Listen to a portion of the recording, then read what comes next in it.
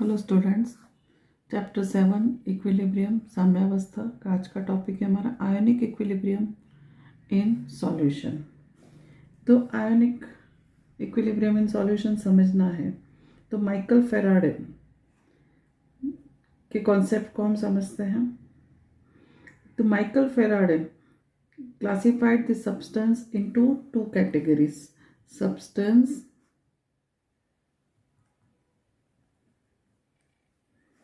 into two categories. Which categories?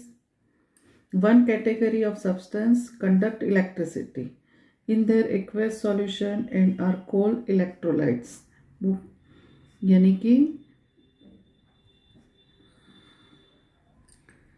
Michael Faraday ने क्या कहा कि जो जिसका एक्वेस सॉल्यूशन यानी जलीय विलयन विद्युत धारा को प्रवाहित करता है उसको हम क्या कहते हैं? इलेक्ट्रोलाइट्स। इलेक्ट्रोलाइट्स यानी कि विद्युत अपघट्य।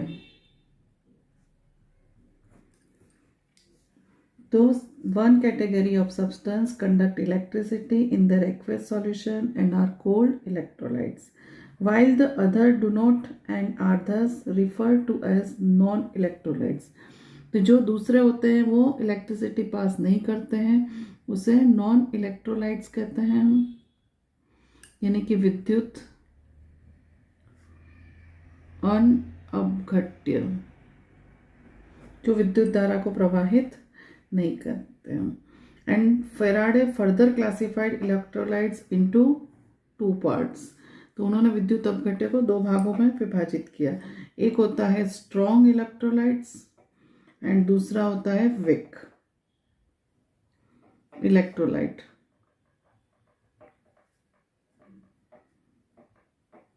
ये हो गया हमारा स्ट्रॉन्ग इलेक्ट्रोलाइट। अब क्वेश्चन ये खड़ा होता है कि what is strong electrolytes and what is weak electrolytes.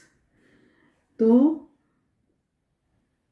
Strong electrolytes on dissolution in water are ionised almost completely. Strong electrolytes होते हैं जिसको हम वाटर में जल में विलय करते हैं तो वो पूर्णतः क्या हो जाता है? आयनित हो जाता है, यानी पूरी तरह आयोनाइज्ड हो जाता है। and are only while weak electrolytes are only partially dissociate। तो जो ये होते हैं वो आंशिक रूप से यानी बहुत कम भाग उसका क्या होता है? आयनित होता है। इसको हम क्या कहते हैं? वीक इलेक्ट्रोलाइट्स कहते हैं। तो for example aqueous solution of sodium chloride NaCl का ले लें हम, तो is comprised entirely of sodium ions and chloride ions, while that of acetic acid mainly contains unionized acetic acid molecules and only some acetate ions and hydronium ions. This because is almost 100% ionization in case of sodium chloride as compared to less than 5% ionization of acetic acid. NaCl और acetic acid हम दो ले लें तो ये 100% आयनित होता है और ये 5% करीब आयनित होता है, यानी कि पूर्णतः आयनित नहीं होता है। तो ये कौन सा हो गया? Weak electrolytes. ये कैसा हो गया?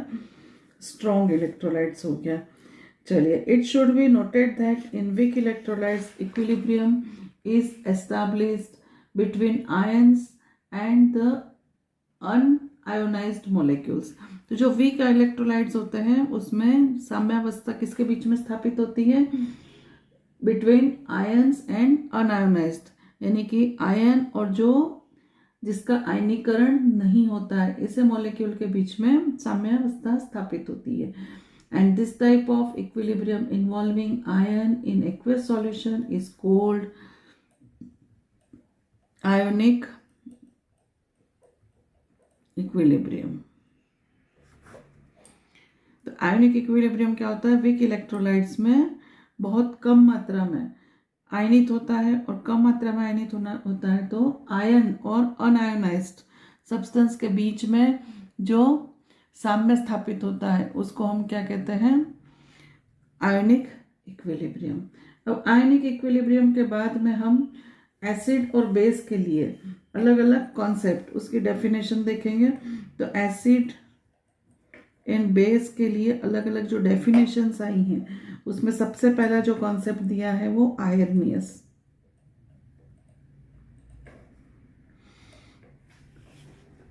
आयरनियस कॉन्सेप्ट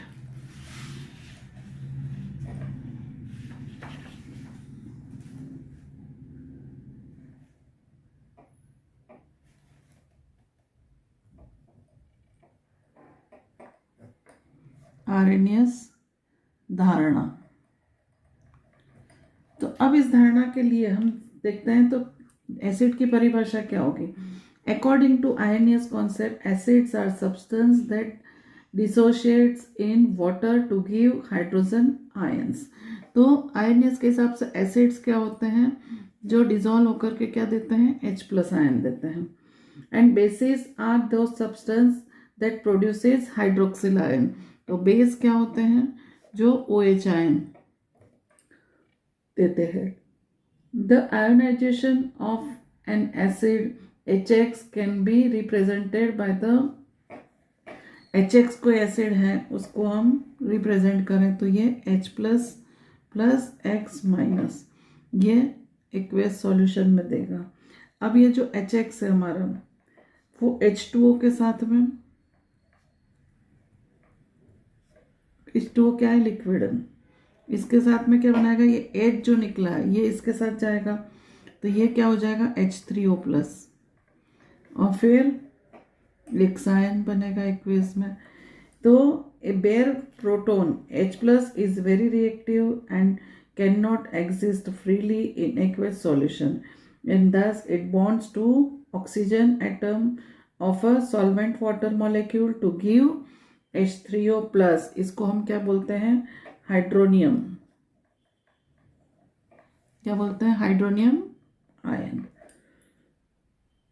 इसी तरह से हम बेस के लिए देखें तो बेस के लिए MOH वो क्या प्रोड्यूस करता है M+ and OH- and this one is known as a hydroxyl.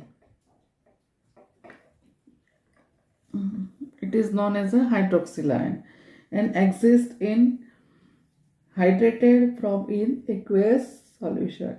So the Arrhenius concept of acid and base, however, suffered from the limitation of being applicable only to aqueous solutions and also does not account for the basicity of substance like ammonia which do not possesses a hydroxyl group.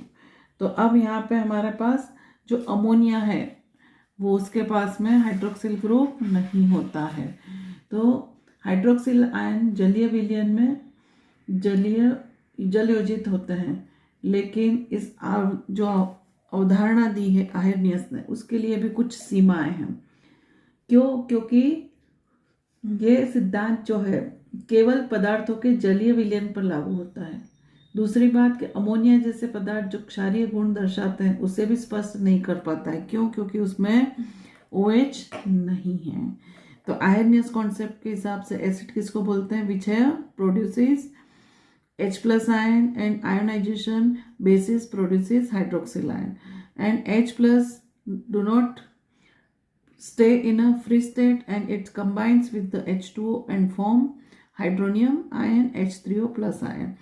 And whereas the base MOH gives hydroxyl ion, but NH3 ammonia have basic property but do not have hydroxyl ion। चलिए, तो ये एक concept हो गया हमारा। अब हम दूसरा कॉन्सेप्ट देखते हैं इसमें, ब्रॉन्स्टेड-लोरी concept.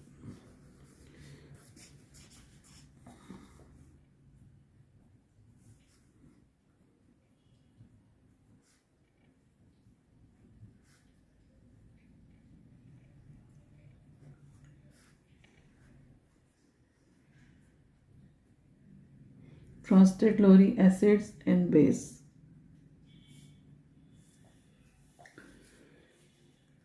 Bronsted, a Danish chemist, Bronsted and the English chemist Thomas Lowry gave more general definitions of acid and bases. And according to this concept, acid is a substance that is capable of donating a hydrogen ion. ये क्या करता है? Donate करता है. क्या donate करता है? H+ ion. And base are substance which capable to accept. Base क्या है? Which are accepting. ये क्या है? डोनेटिंग. और ये क्या है? Accepting H ions. In short, acids are proton donor and bases are proton acceptor. तो इस सिद्धांत के आधार पे हम क्या कह सकते हैं कि अम्ल वे पदार्थ होते हैं जो H+ आयन देते हैं, और वे पदार्थ जो H+ आयन ग्रहण करते हैं उसे हम क्या कहते हैं? क्षार कहते हैं. तो इसके लिए हम एग्जाम्पल देखते हैं. NH3 एक्वेस जलीय प्लस H2 गिव्स. अब इसमें से एक H जो निकला है वो किसने लिया है? NH3 ने. तो ये अब क्या बन गया? NH4+, और यहाँ से H गया तो बचा क्या है यहाँ पे? OH-. अब हम यहाँ लिखते हैं तो ये क्या था हमारा? बेस. ये क्या था? एसिड. अब यहाँ पे इसने क्या कर लिया है?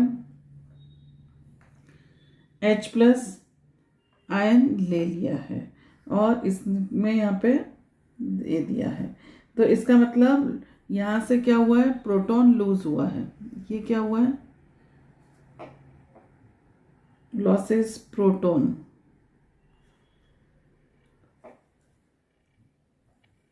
और यहाँ पे क्या हुआ है? Add proton.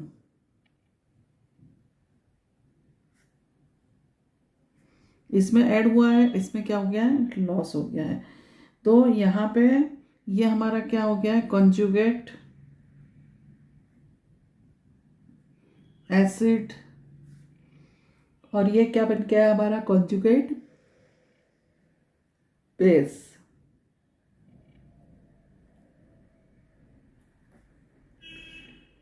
ठीक है. तो कॉन्जुगेट का मतलब होता है संयुग्मी. संयुग्मी अम्ल, और इसको हम बोलेंगे संयुग्मी क्षार. ये क्लियर हो गया है हमारा कि यहाँ पे प्रोटॉन क्या हो रहा है? लूज से लॉस हो रहा है, यानी कि क्या हो रहा है? मुक्त हो रहा है.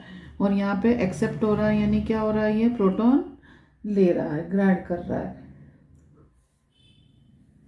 तो ये हमारा हो गया संयुग्मी अम्ल, और ये हो गया हमारा संयुग्मी क्षार.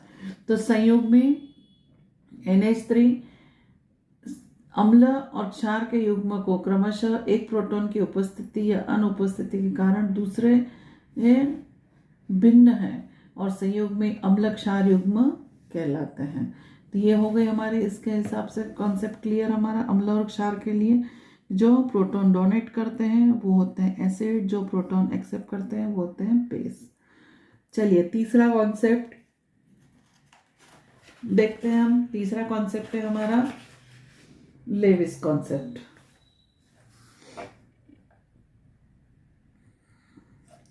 Levi's acids and base. J.N. Lewis in 1923 defined an acid as a species which accepts electron pair. तो एसिड जो होते हैं वो क्या करते हैं? Accept electron pair. As far as bases are concerned, there is not much difference between Bronsted-Lowry and Lewis concept, as the base provides a lone pair in both the cases. However, in Lewis concept, many acids do not have proton. A typical example इसका हम लेते हैं इसके लिए. तो Levi's ने क्या कहा है कि अम्ल को इलेक्ट्रॉन युग्मग्राही तथा क्षार को इलेक्ट्रॉन युग्मदाता के रूप में परिभाषित किया जा सकता है। यानी कि क्षारकों का प्रश्न है तो ब्रोंस्टेड लोरी क्षारक तथा लुईस क्षारक में कोई विशेष अंतर नहीं है, क्योंकि दोनों के सिद्धांतों में क्षारक एकाकी इलेक्ट्रॉन युग्म देता है। तो इलेक्ट्रॉन पेयर क्या करता है, डोनेट करता है, देता है, तो वो क्या हो गया हमारे लिए, बेस हो गया। तो इस सिद्धांत के अनुसार अम्ल, बहुत से ऐसे पदार्थ भी हैं जो अम्ल हैं जिसमें प्रोटॉन नहीं है। हम ऐसा एक एग्जाम्पल लेते हैं कम इलेक्ट्रॉन वाला, तो BF3 की NH3 से अभिक्रिया इसका एक विशिष्ट उदाहरण है।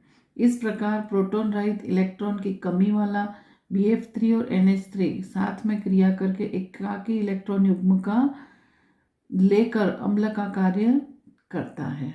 तो इसका एग्जाम्पल हम देखते हैं BF3 बोरोन का एटॉमिक नंबर क्या है, 5। तो आउटर मोस्ट ऑर्बिट में कितने इलेक्ट्रॉन है, 3। अब इन 3 के साथ में फ्लोरीन के 9, तो कितने हैं, 2 और 7, ये 7 इलेक्ट्रॉन हो गए। यहाँ पे भी ये फ्लोरीन के 7 इलेक्ट्रॉन। तीसरा ये फ्लोरीन, तो इसके भी ये 7 इलेक्ट्रॉन, ठीक है। अब ये 3 इलेक्ट्रॉन, तो यहाँ कितने होगा, 6। यहाँ ऑक्टेट कंप्लीट नहीं हो रहा है, तो ऐसी कंडीशन में NH3। अब N नाइट्रोजन का एटॉमिक नंबर 7, तो 2 और 5, तो 2 और 5 में ये 2 3 4 और ये 5, तो इनके साथ में एक एक हाइड्रोजन जुड़ा हुआ है।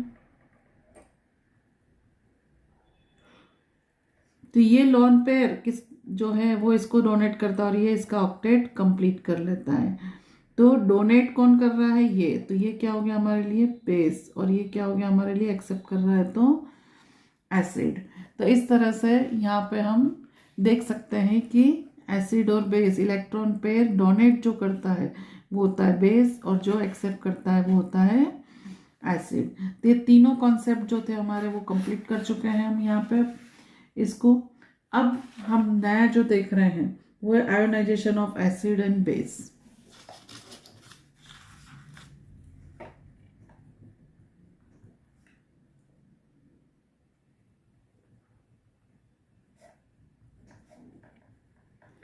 Acid and base. तो अब हम यहाँ पे लेते हैं विक एसिड। तो weak acid Ha plus H2O gives, अब यहाँ पे क्या होगा, एक Ha निकल के क्या बनाएगा, H3O plus and plus A minus. तो ये क्या था हमारा एसिड, ये बेस, ये कॉन्जुगेट, आगे बता चुकी हूँ मैं, कॉन्जुगेट ये क्या हो जाएगा, एसिड, ये क्या हो जाएगा, कॉन्जुगेट बेस। चलिए अब हम देखते हैं इसमें कि स्ट्रॉन्गर एसिड डोनेट से प्रोटॉन टू स्ट्रॉन्गर बेस। इसमें जनरली क्या होता है, स्ट्रॉन्गर जो एसिड होता है वो स्ट्रॉन्गर बेस को प्रोटॉन डोनेट करता है, but stronger acids have very weak conjugate base. तो स्ट्रॉन्ग जो एसिड होता है उसका कॉन्जुगेट जो बेस होता है वो कैसा होता है, वेरी वीक होता है। तो इसका एग्जाम्पल हम अच्छे से समझ पाए हैं इसको कि HA ये एसिड है, अम्ल है, और इसका संयुग्मी अम्ल ये बन गया है, ये इसका संयुग्मी क्षारक है, और प्रबल क्षार को प्रोटॉन देते हैं। तो इसके अनुसार ये मतलब हुआ कि प्रबल अम्ल जल में पूर्णतः आयनित होते हैं और परिणामिक जो क्षारक होते हैं वो अत्यंत दुर्बल होते हैं। ये स्थिति हमारी क्लियर हो चुकी है। चलिए तो अब हम जल का आयनन स्थिरांक और इसका आयनिक गुणनफल क्या होगा ये देखते हैं। तो जल का आयनन करना है हमें, जल और जल के अणु ही लेंगे हम, इसमें नया कुछ भी नहीं लेंगे। तो H2O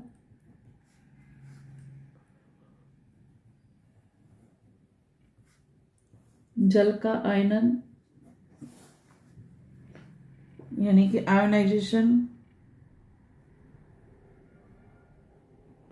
constant of water and its ionic product. तो H2O प्लस H2O, तो दोनों लिक्विड हैं, एक एसिड की तरह काम करेगा और एक बेस की तरह। तो अब कॉन्जुगेट एसिड क्या बनेगा हमारा, H3O प्लस, ये क्या बन गया हमारा कॉन्जुगेट एसिड, और बचा क्या हमारे पास OH माइनस, तो ये क्या बनेगा कॉन्जुगेट बेस। ये क्लियर हो गया हमारा पहले। अब इसके लिए इक्विलिब्रियम कांस्टेंट K लिखूं, तो ये दोनों के concentration H3O plus into OH minus upon ये क्या हो गया H2O square, but the concentration of water is omitted from the denominator as a water is a pure liquid and its concentration remains constant। ये दोनों कैसे हैं, liquid है, तो इसका कॉन्सेंट्रेशन कैसा रहेगा कांस्टेंट, तो ये फैक्टर हमारा क्या हो गया कांस्टेंट हो गया। तो इसकी जगह मैं नया स्थिरांक क्या लिखूंगी KW, ये इससे मल्टीप्लाई होकर के इसकी जगह क्या लिखेंगे हम KW। तो KW इज इक्वल टू हो जाएगा हमारा, ये H प्लस मानेंगे इसको, ये OH minus. The concentration of H plus has been found at experimentally 1.0। ये जो H प्लस आयन का कॉन्सेंट्रेशन है हमारा, वो एक्सपेरिमेंटली देखा गया, तो 1.0 इंटू 10⁻⁻7 होता है ये, eight 298 Kelvin।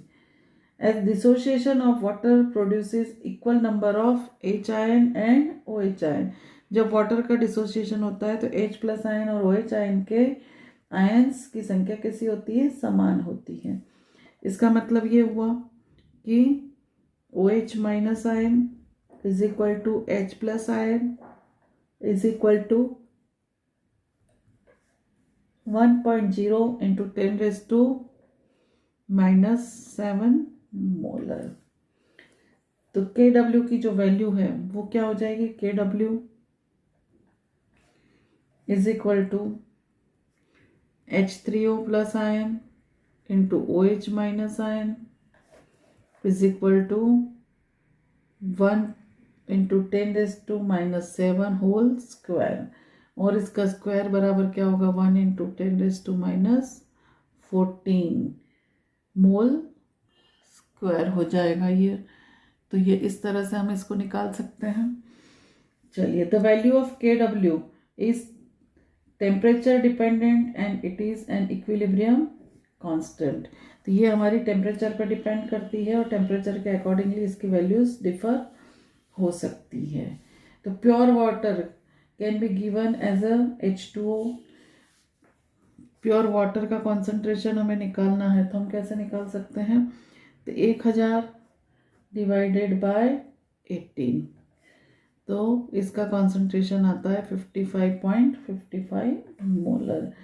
So the ratio of dissociation water to that of undissociated water can be, कैसे कर सकते हैं हम इसका डिफाइन, इसको 10⁻⁻7 upon 55.55 is equal to 1.8 into 10⁻⁹।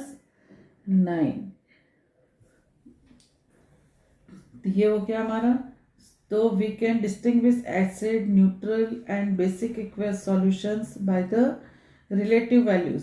तो इसकी रिलेटिव वैल्यूज से हम क्या कर सकते हैं, एसिड, बेस और न्यूट्रल को डिस्टिंग्विश कर सकते हैं। कैसे कर सकते हैं वो देखते हैं। तो एसिडिक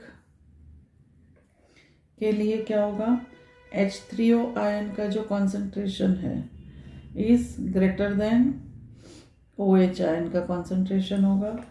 न्यूट्रल के लिए क्या होगा, H3O आयन का concentration is equal to OH minus का कॉन्सेंट्रेशन होगा। और बेस के लिए क्या होगा, H3O आयन का concentration is less than OH ion का कॉन्सेंट्रेशन होगा। तो इस तरह से हम कॉन्सेंट्रेशन निकाल सकते हैं और उसको डिस्टिंग्विश कर सकते हैं, अलग कर सकते हैं। तो H2O के लिए अम्ल के लिए मान क्या होगा, H3O का ग्रेटर देन OH होगा। उदासीन के लिए दोनों वैल्यूज बराबर होगी और क्षारीय के लिए H3O आयन का concentration is less than OH ion का कॉन्सेंट्रेशन होगा। अब हम नेक्स्ट वीडियो में हमारा pH स्केल देखेंगे जो हम प्रीवियस क्लासेस में पढ़ के आए हैं और इंटरेस्टिंग है ये।